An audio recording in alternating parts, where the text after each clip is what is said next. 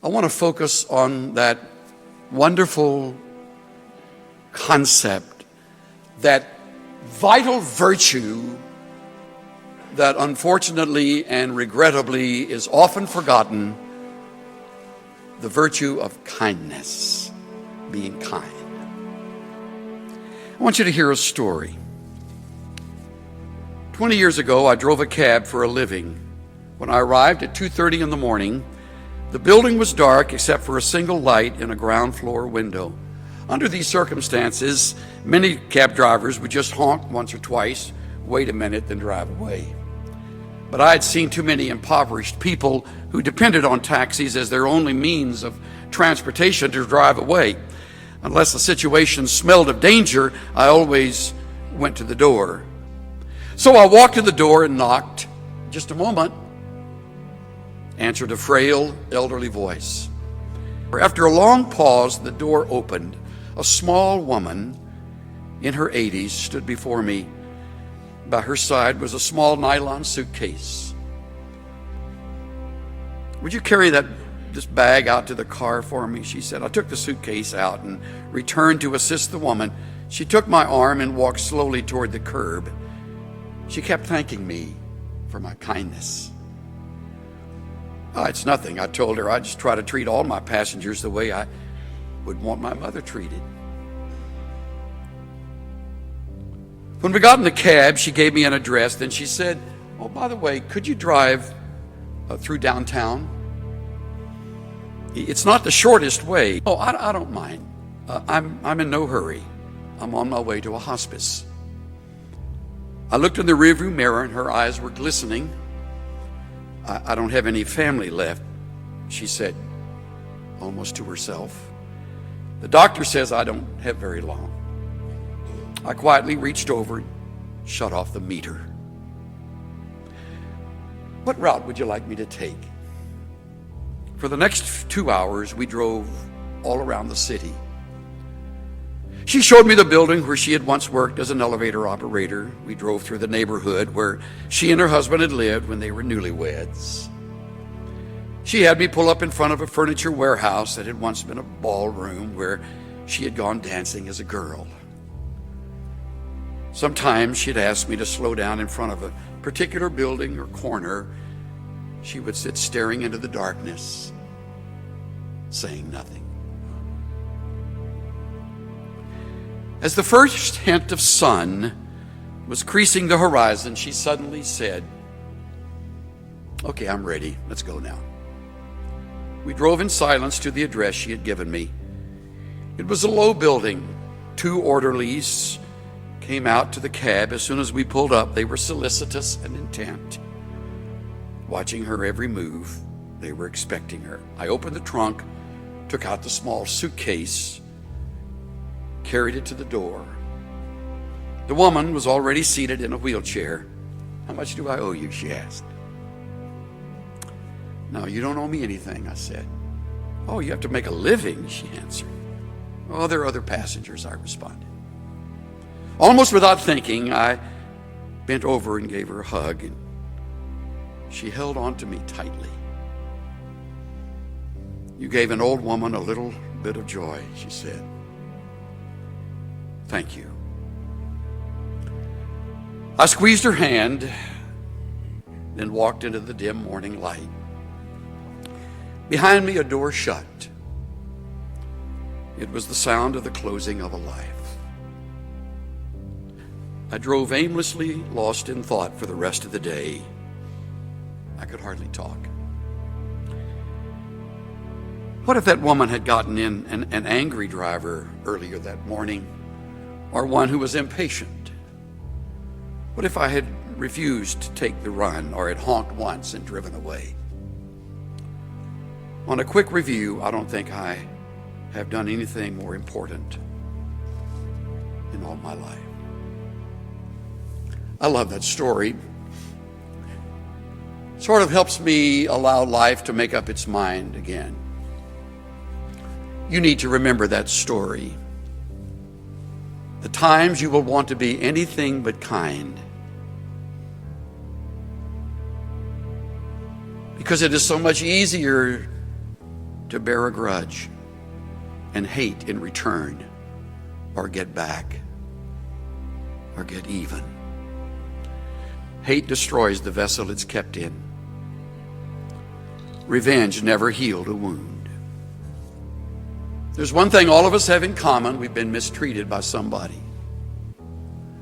Some of you have known abuse, misunderstanding, and all of this has a way of siphoning your tank of kindness. It can make you hard. And you can get on with hard. You can get along with it. In fact, some will even respect you more because you're tough. But I urge you not to be. Be kind, tender-hearted, forgiving one another. When I am truly free of revenge and bitterness, there is plenty of room in my heart left for kindness. And not until. Do what's right. Do justice. Love kindness. Walk humbly with your God.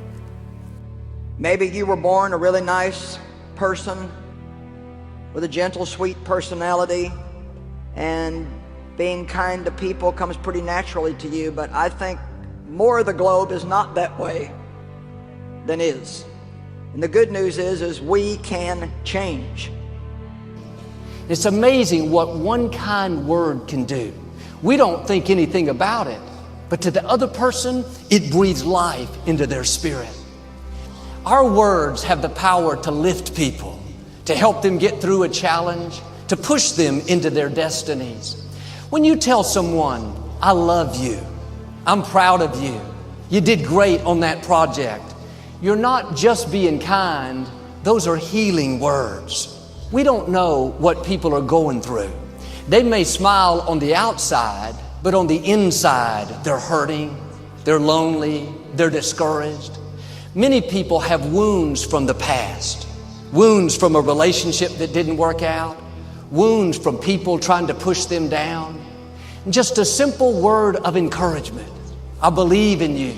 I'm praying for you. A simple compliment. You look beautiful today. It's no big deal to you, but to them, it's helping heal the wounds. It's lifting their spirits. It's causing them to believe in themselves. Your words can be what keeps them moving forward. And God puts people in our lives on purpose so we can bring healing. Letting people know that you care does more than you imagine. You have the power to put someone on their feet. You have the power to keep them from falling into depression. You have the power to cause them to pursue their dreams. Be free with your compliments. You can think well of your friend all day long, but if you never tell them, they'll never know. God wouldn't have brought it up if He didn't want you to tell them. He wouldn't have put that thought in you if the other person didn't need it. You may not know them. It may not make sense to you, but God knows what He's doing. There's a reason they need your healing. Don't withhold it. Don't try to reason it out. In my early 20s, a young man started coming up to the gym to play basketball with us. He was a loner. He was very unfriendly, very cold. He never talked. Even during the games, he wouldn't interact with us. Most of the guys just ignored him. But something down in here told me to reach out to him and make him feel welcome. I found out that his name was Bo. When he would come into the gym, I would go over and say, "Hey, Bo, it's great to see you today." He never said anything. He just hit his chest twice and walked away. I didn't know what that meant, but I hit my chest twice and walked away. This went on for several years. I saw him 4 or 5 times a week. Well, I stopped playing basketball there, and I hadn't seen Bo in over 20 years. One Sunday, he showed up at church. I saw him afterwards. I thought, where do I know this guy from? He said, "I'm Bo. We used to play basketball together." That's the most I'd ever heard him talk. He went on to tell how he grew up in the projects. At 14, he started living on his own. Nobody wanted him. He never felt loved or accepted. He said, one of the main reasons I went up to the gym was to hear you say, "Great to see you today," because nobody had told me that they were glad to see me. Those simple words, letting him know that I cared, were like life-giving water. Today, Bo is married. He introduced me to his children. He's setting a new standard for his family. What am I saying? Nobody is in your life by accident. Don't ignore what you feel on the inside, that compassion to encourage them, that desire to be their friend. Take time to make them feel loved.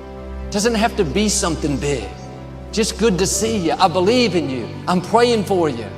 Just let them know that you care.